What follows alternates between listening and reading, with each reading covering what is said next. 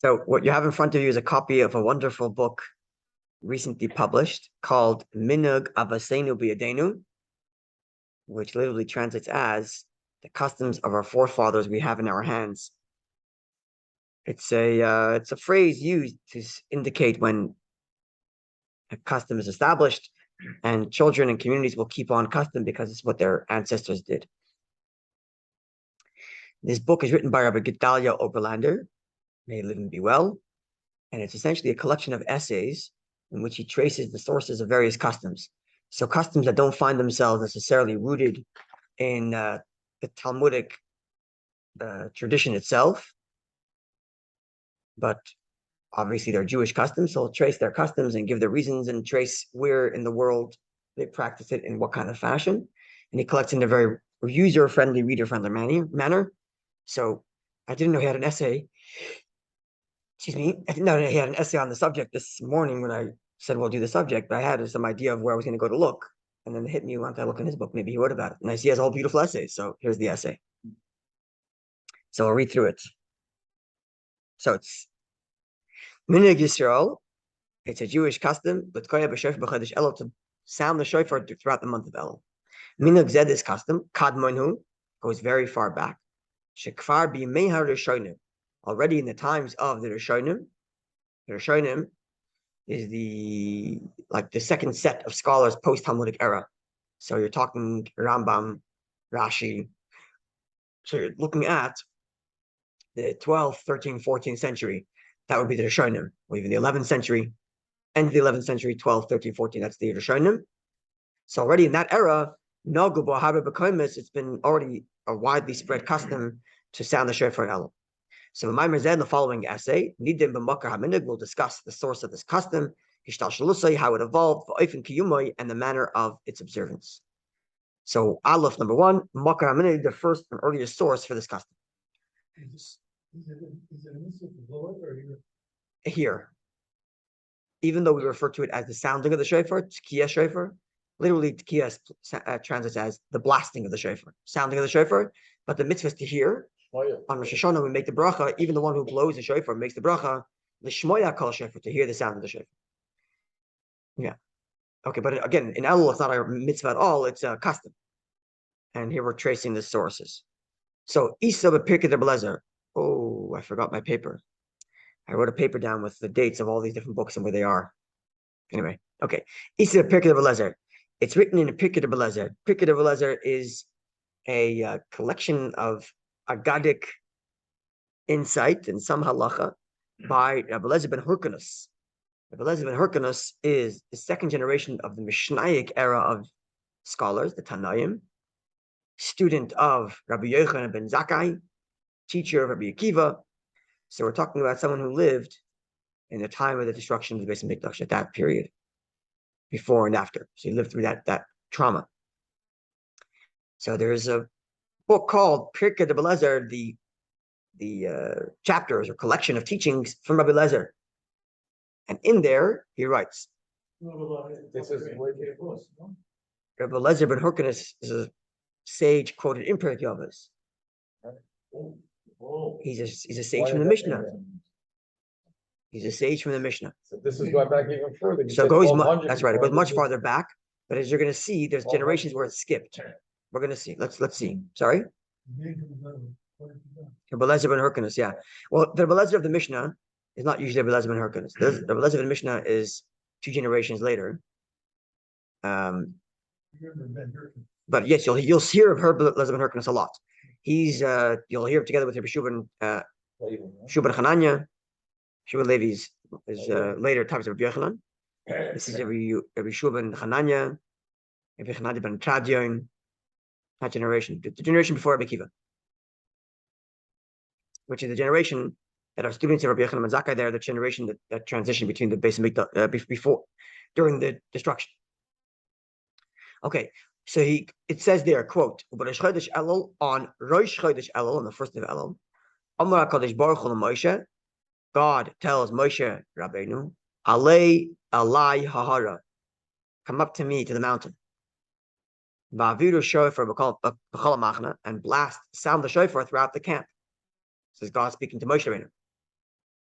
Moshe Rabbeinu went back up the mountain, so they will not make the mistake of following idol worshippers. This is going to be elucidated a little bit further down when we quote another source, but essentially, let's just give us the overview. Okay, we'll see more clearly in the next text. But essentially, by sounding the shofar, Moshe Rabbeinu is clearly telling the people when he's going up to the mountain and when to properly count 40 days so that they don't make a mistake like they did the first time. And that was on Rosh Chodesh Elul, 40 days later, being Yom Kippur, when Moshe Rabbeinu comes down the mountain with the second tablets and we're forgiven. Thus, Yom Kippur is a day of forgiveness. So we have here a biblical reference to God telling Moshe Rabbeinu to sound the shofar on the first day of Rosh Chodesh, on the first day of Elul, on Rosh Chodesh. One time, one day. So let's see. And God Himself was elevated, exalted on that day, through that shofar. Shenemar is the verse reads in Tehillim, Allah lakim besruah. God ascends in the teruah, in the sound of the blasts. And Hashem, Lord, the kol shofar ascends in the sound of the shofar. So this Pirkei Belezer is telling us that verse in Tehillim, which describes God as ascending in the shofar, is a reference to the day Moshe Rabbeinu blew the shofar before he went up to the mountain on Rosh Chodesh Elul. Balkanan, therefore, Hiskinu Chachamim, our sages have established, we should sound the shofar Rosh Chodesh Elul on Rosh Chodesh Elul b'chol shana every single year. So if this was the only quote you heard, what would you say? When do you blow shofar? Rosh Chodesh, and that's it. Because from here, all we're getting is that the shofar is to commemorate the time when Moshe Rabbeinu blasted the shofar before he went up the mountain, time number 3, to receive the Torah for the second time. So this is the Medrash. This is the Pirkei Belezer. Now, the Medrash Lekach Tov, in a Medrash called Lekach Tov, the Medrash Lekach Tov is written many years later. I wrote it down on a paper I don't have here, but it's written in times of Rashi. I should say it's compiled in times of Rashi, which is what Lekach Tov means, like a good collection. It's a collection of Midrash written many years later. So talking about in the 12th century, but he's collecting from sources that are way earlier. So they're Midrashic, so they're Talmudic era sources, but collected many years later. So in this book, Medrash Lekach Tov, Ala Pasuk, commenting on the verse which reads, Vayomer Hashem, God says, you craft for yourself 2 new stones. Right? This is what God tells Moshe Rabbeinu. You craft your own 2 stones, and I'll write the words that were there, and then you'll give the tablets again. So says the Medrash Lekach Tov, this instruction where God tells Moshe Rabbeinu to write a second set of tablets, this is on the first day of Elul, Rosh Chodesh Elul, to come up with the second tablet so that God can inscribe it and then come down 40 days later. Therefore, so here too, therefore there's a custom to sound the shofar on Rosh Chodesh Elul, al shem hascholas luchas archernes, to indicate the beginning of the second tablets being fashioned. Moshe Rabbeinu announced to the people via the blasting of the shofar, that he's now going up to the mountain. That the Jewish people don't denigrate themselves as they did the first time, because now they know when Moshe was going up because he sounded the shofar. So you see, he puts the question mark there because it probably should be ti'uvan, the tough, which means like ti'uv is disgustingness, denigration, repulsiveness. Okay, so this is from the Medrash Lekach Tov and from Pirkei Belezer. Now, these texts, as it's noted, are Talmudic era texts way back. Pirkei Belezer's time of destruction of the first temple, and Midrash Lekach Tov is also Mishnaic text, which goes Mishnaic era text. So it's way back. We're talking about before the Common Era, 2,000 years ago, or at the turn of the from BC to CE, right? So you're talking about a long time ago, and it's the custom doesn't appear anywhere from there all the way till the 11th century, 12th century. So what was going on? We don't really know, right? And primarily, so the Gemara itself doesn't make any mention of it. The Gemara as we have it. Okay, but that's not super uncommon that the Gemara would make no mention of something. It's not completely uncommon that other Midrashim will supplement things that aren't mentioned in the Gemara. It's not uncommon. You'll have items taught in the Midrash that aren't in the Gemara. Okay, but the era of the Go'onim, the post-Talmudic era, before we get to the 11th century, the Rishonim, what's happening there? Do we have any mention of the shofar there? So says Rabbi Oberlander, the Kisvei HaGaonim, in the writings of the Gaonim, that is the period post the Talmudic era, before the Rishonim, before the 11th century. So we're talking about between the 7th century and the 11th century, roughly 6 to 11, somewhere there. Rambam's were 13, Rambam's 14? 12 something, right? 12. So it's 13th century. Yeah, sorry, yes, it's 11th century. He's 12th, 13th century. He has 12th, 13th sure. century, yeah. So he has it. Is it in the book of Rambam? I don't remember actually. I actually don't think it's there. I actually don't think it's in Rambam's book of Halacha, which will come up soon. So Bekisvei HaGaonim, in the writings of the Gaonim, this post-Talmudic era, 6th, 7th century till the 11th century, Shebebavel, the writings of the Gaonim that emerged from Babylonia, from Bavel, which is where the center of Jewish learning and life is at the time. That's where the center is. We don't find any mention of this custom to sound the shofar at Elul. With the exception of somewhere in the Gaonic period, in a book called Megillah Starim, written by Rav Nissim Gaon.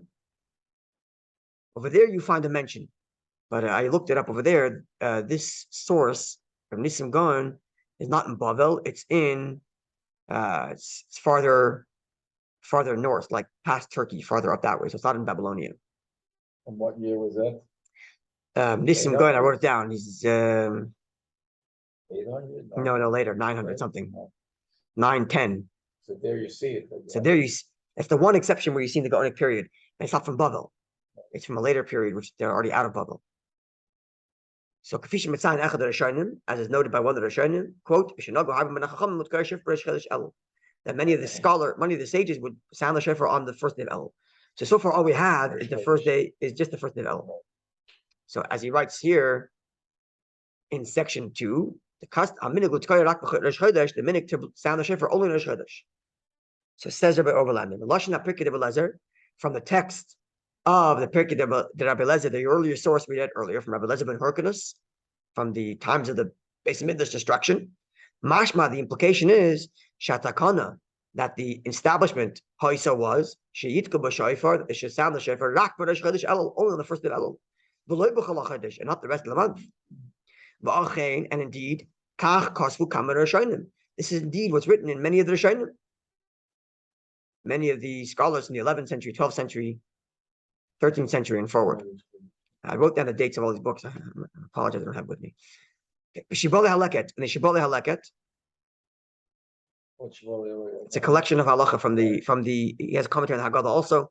It's a collection of halacha from the times of the Rishonim. I wrote down the name of the time. I'm sorry, I don't have it.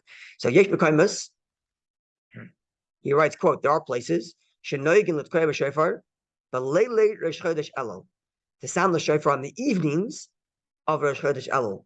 So it's not even only, it's 2 ways it's different than our custom already. That it's at nighttime and only in Rosh Chodesh.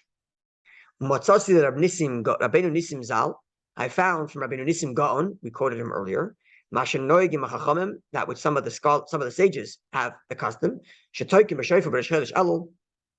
they sound the shofar on the first day of Elul. And Matzasi like Iker b'Medrash, I found a source for it in the Medrash, referring to, I suppose, either the Medrash Lekach, no, the Medrash Lekach wouldn't have been around. He's referring to the Pirkei de Belezer, the Kach Kasu, the Mixes Haggadahs, and indeed this is what I found written in some of the Haggadic sources. That Rosh Chodesh Elul, that on the first day of Elul, that on Rosh Chodesh Elul, Amar LaKadosh Baruch Hu Moshe, Hashem, God tells Moshe Rabbeinu, Alei Alai Hara, come to me up the mountain, Va'avidu Shofar b'chol machna, and sound the shofar throughout the camp. But that's in the day, so why were they doing it lately? This is in the morning. Would it be in the morning? He told them in the day to go up. So why at night? I don't know. I don't know. Sharei Moshe, we're going to see more about nighttime. Sharei Moshe ala lahar shelo yitu oid acher avodas zarah. Moshe went up to the mountain and sounded the shofar, so no one should make the mistake again about the timing and not get mixed up when Moshe Rabbeinu is coming down. They won't get lost by idol worship. HaKadosh Baruch Hu is ala b'trua. God Himself ascended in the blasts of Oisei shofar, and of that shofar, shenemar, as it reads, Allah lakim b'trua. The verse in Tehillim reads that God ascends in the sound of the shofar. Therefore, Hiskinu chachamim, that the sages established Yutoka b'shofar b'Rosh Chodesh Elul b'chol shana v'shana, that they should sound the shofar on every day on Rosh Chodesh Elul every year. V'hachi isib Pirkei Rebbe. This is what's found in the book of Rebbe Lezer, of Pirkei Rebbe. Okay, so we see here clearly. You're right at the beginning. Oh, there's a custom only in the nights of Rosh Chodesh. That plus all the Kim is through, and one Kim is with through of it, Avaya is the Kim shape. Yeah, that's the first mimer in Tashachal Gimel. Very difficult mimer. So, kind of focus on the Rabbi share. It's a difficult mimer, that one. Okay, similarly, we find in a book called the Kolboy. Actually, the Kolboy, we don't know who the author is. There's speculation about the author. Okay, it's a custom in many amongst all the places where Jews live, says the Kolboy, to sound the shofar on the day of Rosh Chodesh Elul. So he says day, not night. And there is a support to this custom in the Midrash. And indeed, this is what's written in a number of the Agadic sources, which again we saw earlier. But Rosh Chodesh Elul, on Rosh Chodesh Elul, Moshe Lahar, Moshe Rabbeinu ascended the mountain of Kabul Lucheshnis to receive the second tablets. Ve'vidu shofar b'kol machna, and they sounded the shofar throughout the entire camp, as God instructed. Shai Moshe al Lahar, because they sounded the shofar to announce that Moshe Rabbeinu is going up to the mountain. Shalayitu oiba v'dezara, so that they don't make any mistake in idol worship, as we explained before. HaKadosh Baruch Hu Nesa'ala ba'oseh trua ba'oseh shofar, God Himself ascended in that blast and that shofar. Shneimar is the first reason. Tilim Allah lakim b'shrua, God ascends in the shrua, in the sounds of the shofar. Hashem b'kol shofar, and Lord in the shofar. And indeed our sages established Yitke b'shofar, that should sound the shofar, but Rosh Chodesh Elul, on Rosh Chodesh Elul b'chol shana v'shana, every single year. So concludes the Rabbi Overlander, because a mashma from all the above is implied, Shatkiya hirak b'Rosh Chodesh, the sounding of the shofar is exclusively on Rosh Chodesh. Now, Ba'orches Chaim, in a sefer called Orches Chaim, also from the era of the Rishonim, 12th, 13th century, somewhere there. Nusach Shonim b'divrei Pirkei Rebbe Lezer, we have a different text, or different version of a text of the Pirkei Rebbe Lezer. Quote, Tam l'minuk shenoga b'chol makomis, the reason for the custom that we've been established throughout all the places where Jews are, lahaschil v'lotkoya, to begin and sound the shofar, but Rosh Chodesh Elul, on Rosh Chodesh Elul. So here he says, what does he say? Yeah. To begin blowing on the site. Okay, let's see. Yesh b'minig hazeh ikar b'medrash. This custom has a source in the Medrash. V'chein custom Pirkei Rebbe Lezer. Indeed, this is what's written in the book of Pirkei Rebbe Lezer, as we saw. Mitzvah l'tkoya shofar b'Rosh Chodesh Elul. It's a mitzvah, not mitzvah as in obligation, but mitzvah as in like a good deed. It's a good thing to sound the shofar on the Chodesh Elul. Sheboy Toker Yisrael, of the same day on which the Jewish people sounded the shofar, Rosh Chodesh Achron, the last Rosh Chodesh, Shel Soif Arbayim Shana, of the end of the 40 years, She'amdu Yisrael b'Midbar, when the Jewish people stand in the desert. So this is a reference to blowing the shofar many years later. Before we were talking about the shofar that Moshe Rabbeinu sounded before he went up to the mountain for 40 days. And here he's talking about sounding the shofar on the last Rosh Chodesh before they entered the land of Eretz Yisrael. Same one. That was exact. No. The second Luchas is 40 years earlier. Oh, 40 years earlier. Rosh Chodesh Achron shall soif Arbayim Shana She'amdu Yisrael b'Midbar. Which I don't understand what this is, question mark, because the Jewish people entered the land of Israel in Nisan. Last month would have been Elul. It wouldn't have been Elul. They had a few fights beforehand. No, they didn't. But no, they went right. They crossed the Yarden right away and went straight to Yericho. It was right around Pesach time, right? I don't know what this means. Maybe it was the last Rosh Chodesh of the last year that they were in. So it was the last Elul, maybe. Anyway, Ba'agada Kosov. So this, he's quoting from the Pirkei Rebbe Lezer. So obviously, the Orchos Chaim version of the Pirkei Rebbe Lezer states that it was the last Rosh Chodesh before they went into Eretz Yisrael, rather than the one from the beginning of the 40 years. He's quoting Pirkei Rebbe Lezer here. Yeah, but you said they went in this. It's not the last Rosh Chodesh. It's last month of the year. But why would you all of a sudden 3 months in Florida? I don't know. So who's I don't know. bringing this down? The Orchos Chaim. Sorry, I don't know.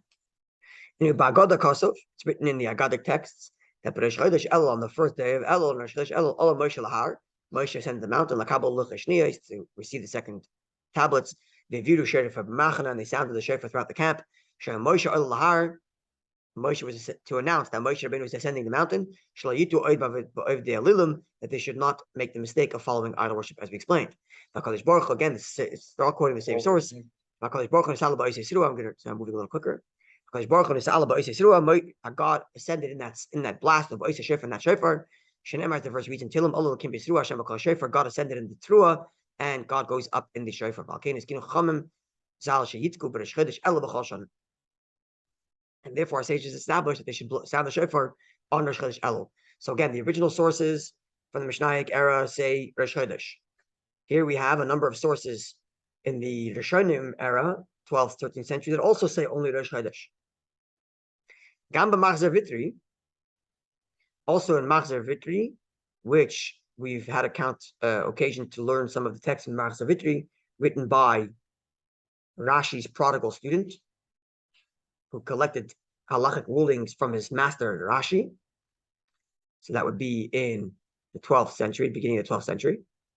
Maybe Bestam is Divya Pirkei Rebbe Lezer. He quotes the Pirkei Rebbe Lezer describing sounding the shofar on the first day of Rosh Chodesh Elul. And mentions nothing of the rest of the month. Now, Kach Matzinu Lahedje B'das Zakenim B'ala Tosfos. Now we find it even more clearly stipulated in a book called Das Zakenim from the authors of the Tosfos. Tosfos are 12th century and 13th century, mostly 12th century, but some 13th century scholars that lived in France, Germany, so Ashkenazic scholars, whose teachings were conglomerated in something called the Tosfos.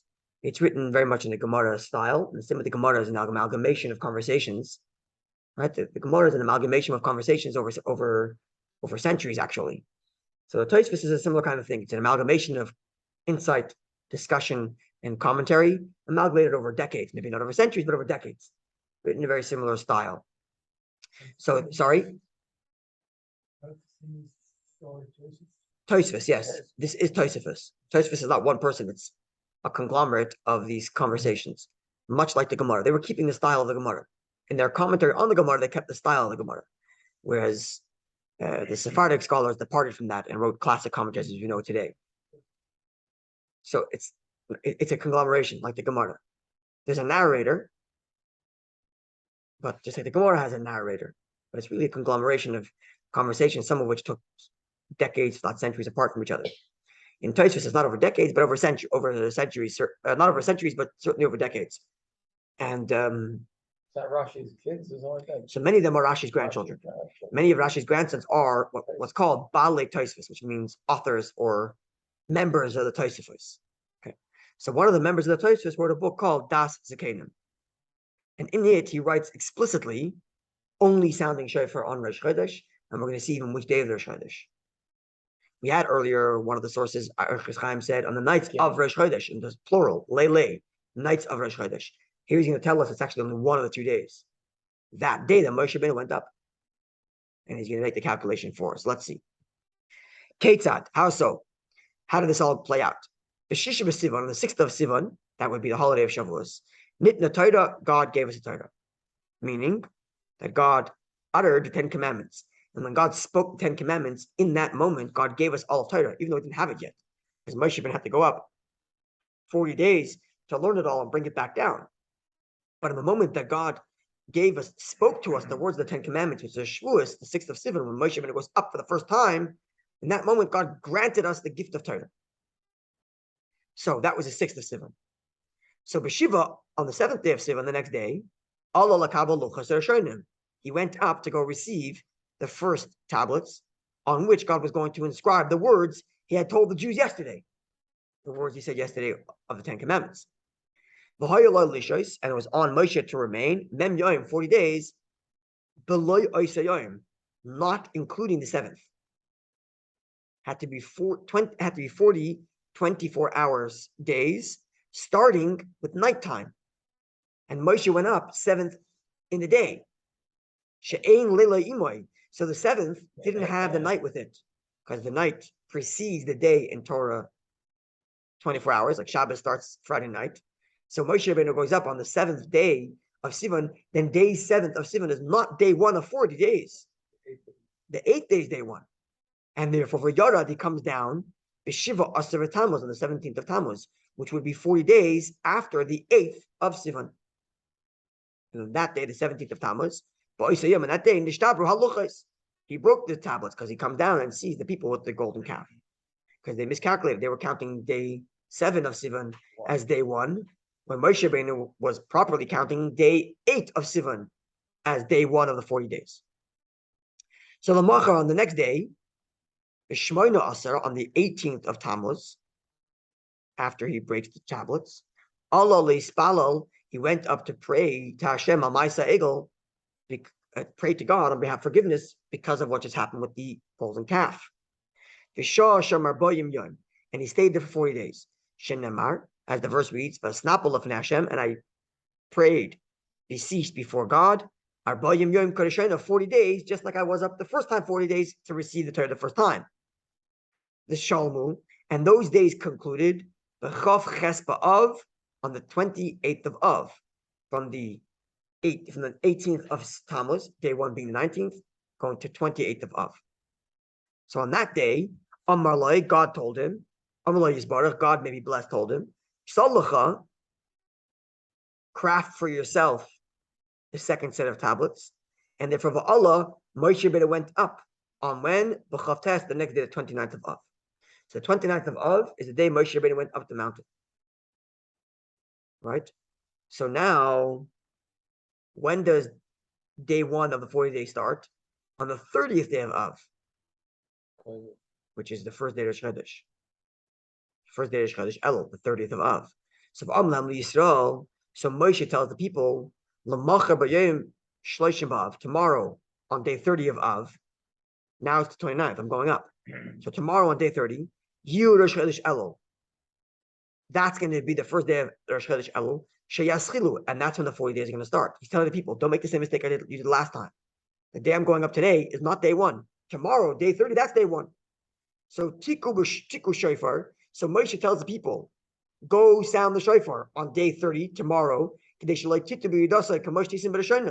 that way you'll know, now is day 1 on the day you heard the shofar, not to make the mistake like you did the first time. Here it's more clear. That's right. It's straight on the bat. And therefore, to remember this episode, we sound the shofar on the day of Rosh Chodesh Elul, which is day 30 of Av. So you wouldn't even be doing it in Elul per se, following this custom. You'd be doing it on Rosh Chodesh Elul, which is the last day of Av. Because in this whole narrative, the sounding of the shofar has nothing to do with the preparation for Rosh Hashanah. Nothing to do with the preparation for Rosh Hashanah. Right. It has to do with the fact that in the desert, they sound the shofar. So to remember that story, we sound the shofar on Rosh Chodesh Elul. Nothing to do with Hashanah. Right? Because Shalom, as a rule, on the Oisin Rosh Chodesh Shnei Yamim, we make Rosh Chodesh Elul 2 days, 30th day from Av and the first day from Elul. The Yom Rishon have Mecheshbin Da'av Shumalei, and the first day of Rosh Chodesh is the last day of Av, because it's a complete month, a 30-day month. And Moshe Rabbeinu stayed there 40 days, and that 30 days concludes on Yom Kippur. Okay. So here we have the custom to only sound the shofar on Rosh Chodesh, either both days of Rosh Chodesh or only the 30th day of Rosh Chodesh, at night or at day, but none of that is our custom, which is this month-long preparation for Rosh Hashanah. Nothing to do. Rosh Chodesh Elul commemorating the event of Moshe Rabbeinu ascending the mountain. Ulam, however, continues Rabbi Oberlander, in other sources, Matzinu, we find, that they've practiced the custom that we have it today, that Goya Shofar to sound the Shofar, throughout the entire days of the month. And from the words of a number of the Rishonim being again the scholars from the 12th, 13th, 14th century. Mashma, the implication is that the minhag to sound the shofar throughout the whole month, who minhag mu'ucher, is a later evolved custom. It wasn't always like that.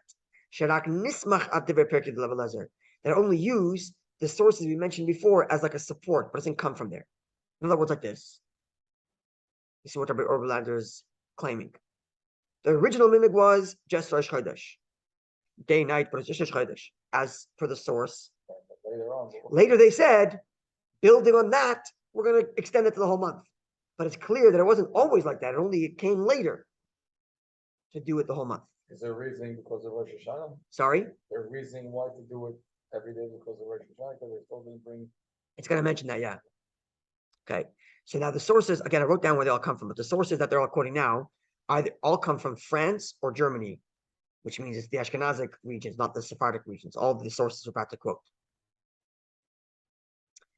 B'Sefer HaManig, in a book called The Manig, which means the guide, it reads, quote, Minhag Tzarfas, it's the custom in France, Lahaschem Rosh Chodesh Elul va'elech, to begin from the Rosh Chodesh Elul and onward, to sound the shofar every day. And I have a support for this notion in the sources mentioned before, where there it describes that on Rosh Chodesh Elul, Amar HaKadosh Baruch Hu LaMoshe, then on Rosh Chodesh Elul, God told Moshe, Alei Alai Hara, come to me to the mountain, and sound the shofar in the camp. Moshe Al Lahar, because Moshe went up to the mountain, that they don't make the mistake, as we explained earlier. And God Himself ascended in that shofar. Shneimar is the verse recent Tehillim, again recording the same places. First day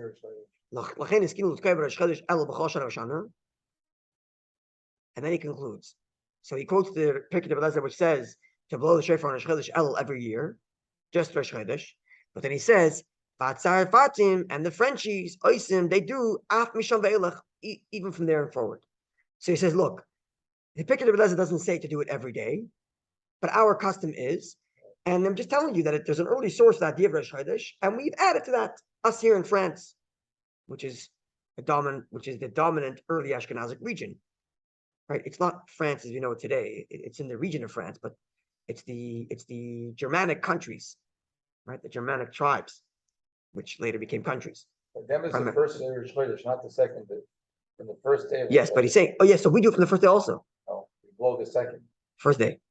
No, the Davar Shem Ori is the first day, and blowing the shofar is the second. Are you sure? Yeah. Shabbos, it's impossible to believe. Remember?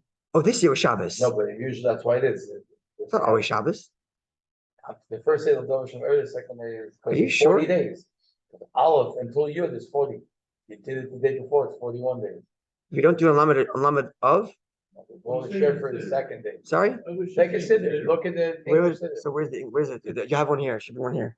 The Chabad Siddur should be in there, or on the shelf. Yeah. Are you sure? I think this year was Shabbos. You're right. It's always like that. I think it's how. So, thank you. Shabbos is done up to it. In the back, would have customs. The Mimer says it too. Oh. Up to. It says what? To only start in the Nothing first day. Think about that. On Shabbos, don't.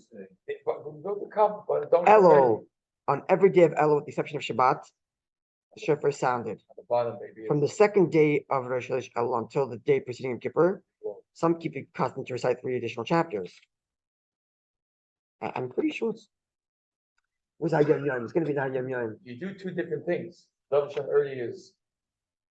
Are you sure? I think so. Bring maybe he probably brings the Chabad minute here later. Let's have a look. I saw it. It's probably in Hayom Yom or in there. It's not in the blue one. Okay. It's in Hayom Yom for sure.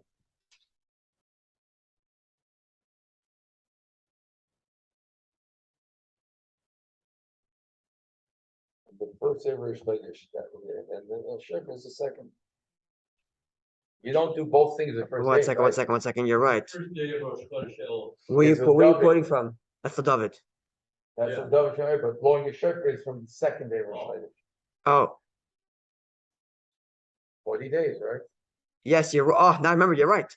In Minhag Chabad it says you start on day 2 But sometime during the first day of Rosh Chodesh, you should blow the shofar as a practice. Practice. Exactly. You're right. Now I remember that compromise.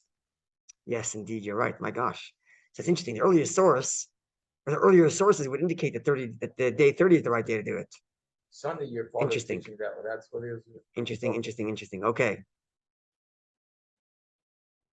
Okay, let's go forward here. Where are we? Lost the place. Yeah. We finished that paragraph.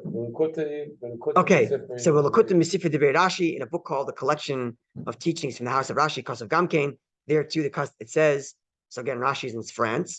The custom is to sound the shofar from Rosh Chodesh El onward.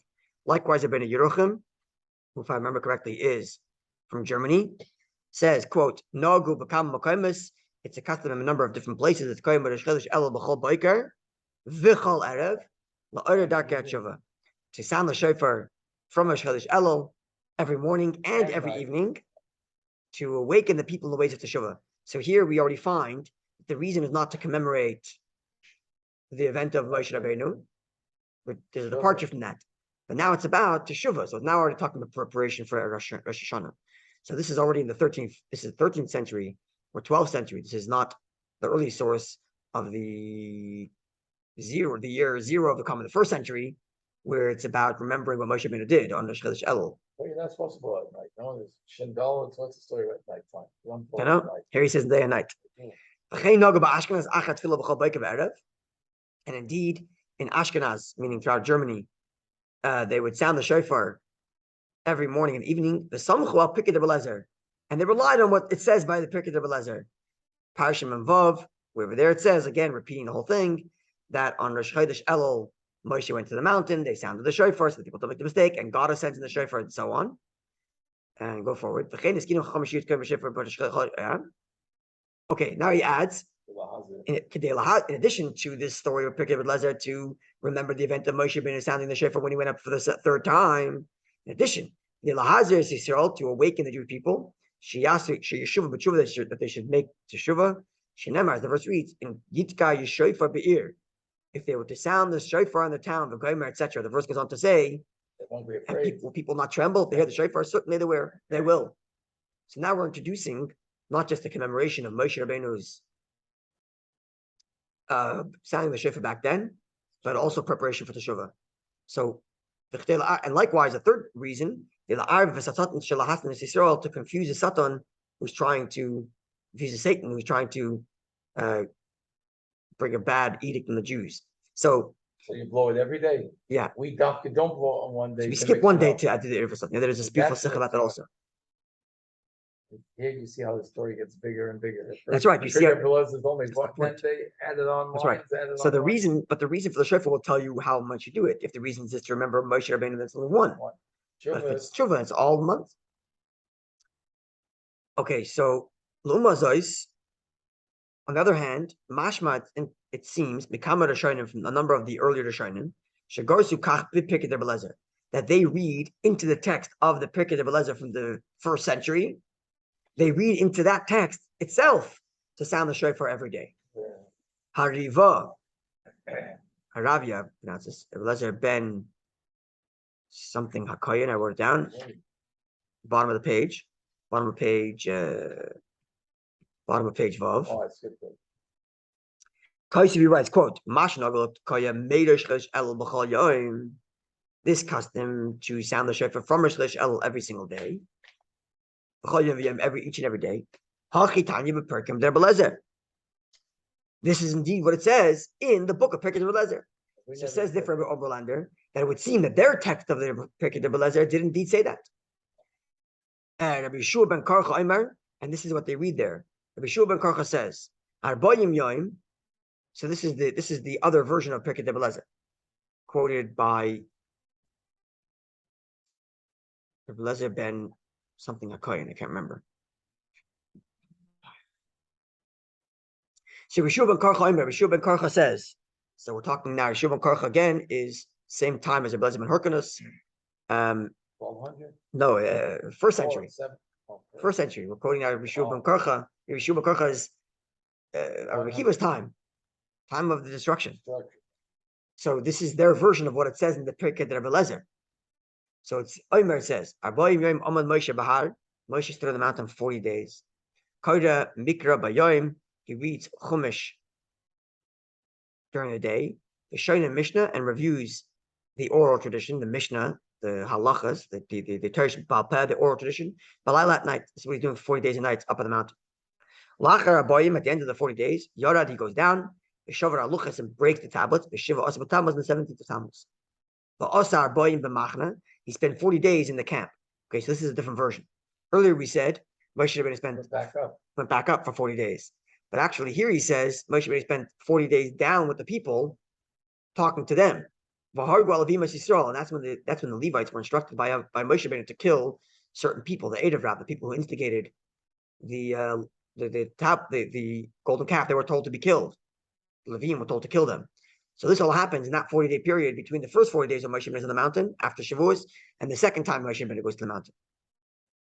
The Hiskin called Shevet and Moshe organized all the tribes during that time. During this 40, so it's a different version, right? Now, on the first of Elul, Amalek Kadosh Baruch Hu, God tells Moshe Rabbeinu, LaMoshe Allah Alei Ahara, come up to me to the mountain. Ba'aviru Shofar b'chol ha'machna, sound the shofar throughout the camp. Shaya Moshe Oil Lahar, to announce that Moshe is going up to the mountain. Again, Shalayitu Oid Bavadizara, so people shouldn't make the mistake of when to begin counting 40 days. Kadosh Baruch Hu is Alabah, a shofar, Shnemar Olul Kim B'Sruah, and again, God ascended in that shofar. Now, this is the version that he has. Lakach Eskinu Chachamim. This is why our sages established. Therefore, our sages established that throughout the entire month of Elul, every year, they should sound the shofar. For what reason? To waken the Jewish people to do teshuvah. So what does this mean? Things they don't know. So what's this mean? It's one version is that what's the Perek of Elazar telling us to sound shofar for? To remember the shofar Moshe sounded. Right. This version of Perek of Elazar is saying, you know what you should remember when you're sounding the shofar? The tshuva people did then for 40 days because they knew that they messed up. But why? So it's a different thing. If you're remembering the sound, the act of Moshe sounding the shofar, it's only one day. But those 40 days that Moshe was on the mountain for the third time, or in this version for the second time, only went twice. but this time that Moshe goes to the mountain from the 40th of Elul, from the first of Elul to the 40 days later to Yom Kippur, is because he's getting the second tablets, which is the indication of Hashem's forgiveness. So the whole time Jews are doing teshuvah then. So to remember that, says this text, blow the shofar. So that you guys also do teshuvah, just like they did then. The 40 days it was on the floor, they weren't doing teshuvah. They told the Levim to kill them out. Wasn't that about teshuvah to them? Presumably, yeah. So it's. But they must have continued hoping that Hashem is going to respond with the second luchas, because they were sure maybe Hashem is going to tell them, sorry, you're done, it's over. They didn't know that Hashem was going to give them the second luchas, so they were in a state of teshuvah. So to remember that, we sound the shofar. It's hard to understand this one because it says clearly he went up 3 times. Where's it clearly? I don't know. This is the story we have. He went up 3 times. He said just like the first, whatever. There's 3 times he went up. Right. And this one. This source says he went twice. He did not go. Yeah, look like this. The common understanding is he went 3 times, but in this version he spent 40 days with the people, organizing them and rebuking them presumably, and killing the people that were involved, and then he went back up. It's only twice. Rashi says because just like the first ones were rotzing, the last one was rotzing, but the middle ones weren't because he didn't know where. That's right. That's a different opinion. Sorry? Miriam's son. Yeah, because when it came down, he saw the calf. He got killed by Aaron. Aaron didn't want to get killed. Right. He went against. Oh, right. Yeah. That's Aaron earlier. didn't want that. That's why he told him. That's not by Moshe Rabbeinu, that's by the people. Right. Okay, let's go a little forward. Kedvarov, similarly, Kosav Gam HaRosh, Va'ator, the Rosh, and the Torah writes. You've quoted both the Rosh and the Torah before. Tanya, the Rosh and the Torah are the end of the Rishonim era. So let's say, I don't know, 13th century. Even 13th already, probably. Maybe not. I think it's 13th century, maybe even 14th. It's later already. So Tanya, this is their version of the Pirkei de Belezer. That's source from the 1st century. Tanya Pirkei de Belezer. It's taught in the chapters of Rabbi Lezer, which we said earlier only said to blow shofar on the first day, but this is a different version which reads But Rosh Chodesh El on the first day of El on Rosh Chodesh, Amar Kadosh Baruch Hu Moshe, God tells Moshe ben Allah Allah Hara, come up to the mountain, She'az Allah Kabel Luchas Achernis, because that's when he ascended to receive the second tablets.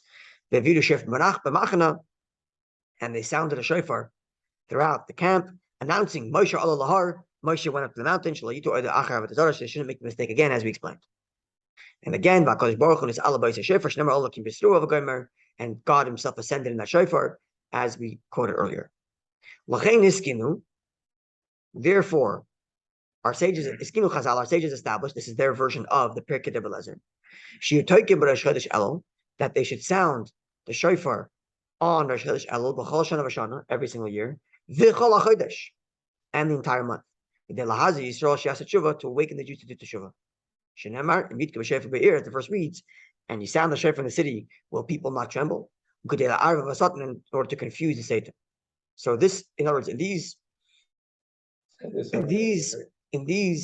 people had a version of the Pirkei Rebelezer that actually explicitly stated to sound the shofar the whole month. Every day. That's right. So in some texts we have, they acknowledge that the Pirkei Rebelezer only says one day, but they say we're extending it the whole month. Whereas other sources say, no, our version of Pirkei Rebelezer to begin with says to blow the whole month. To remember the teshuvah they're doing then, and for ourselves the teshuvah. It doesn't say it. Hiskinu Chazal. They made up to Who's do it. Chazal?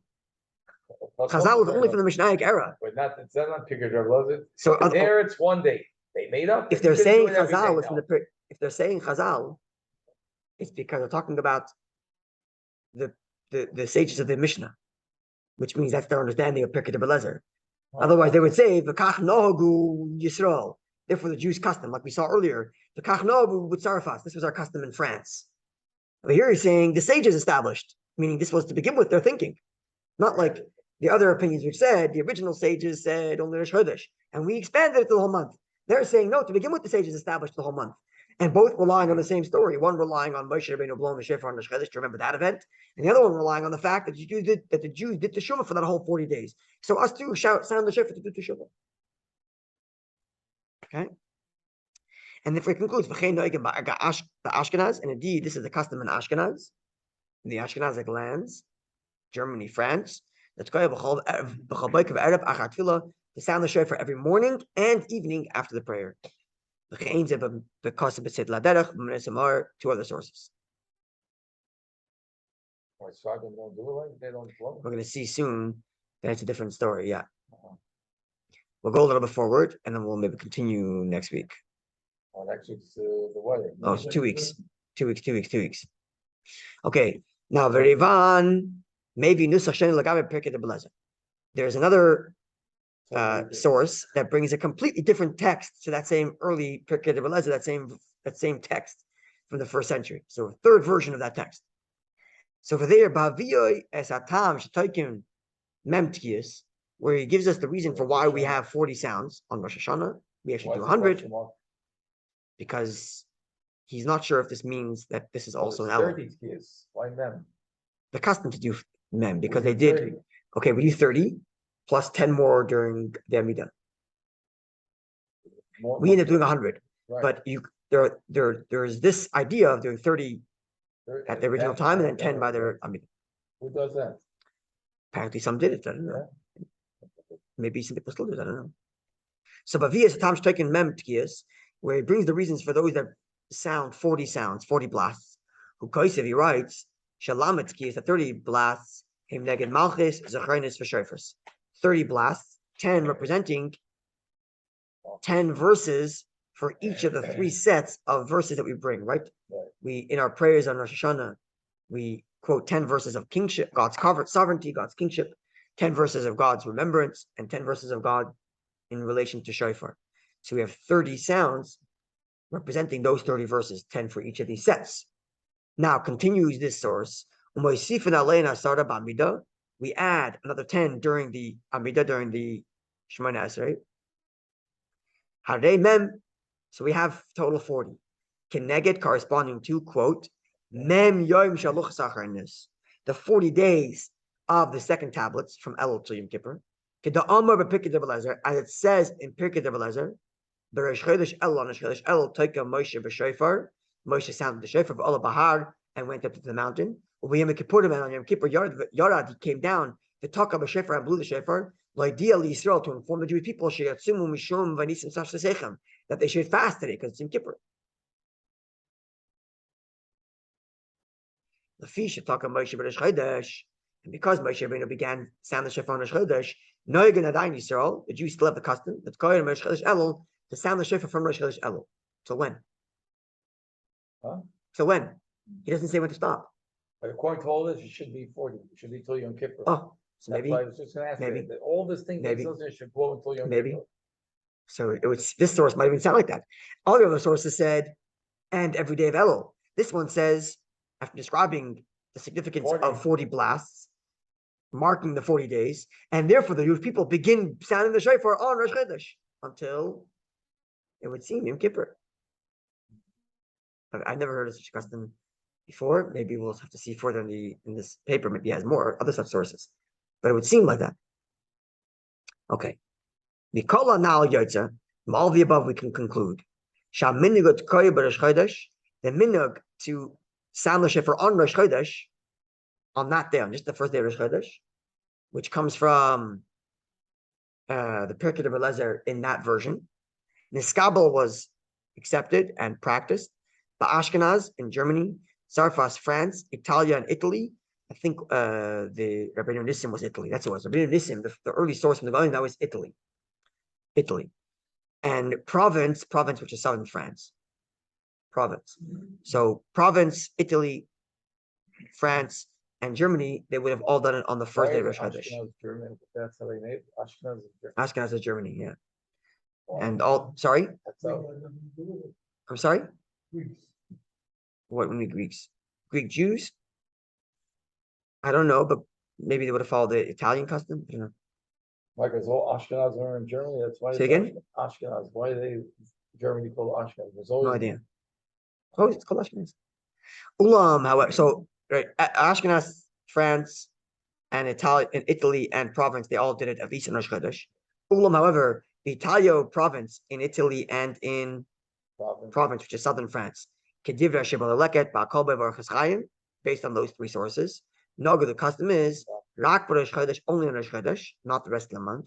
The Leilo either at night or at day or both. No, because it's three different sources. Some sources say both, some say only night, some say only day. So in these three places, it would have been one of those three. Either with Sarfas for Ashkenaz, but in France and in Germany, Nogu Kaf, Meshach Kolochadesh Elul, they would have done all of Elul. So in the 13th century,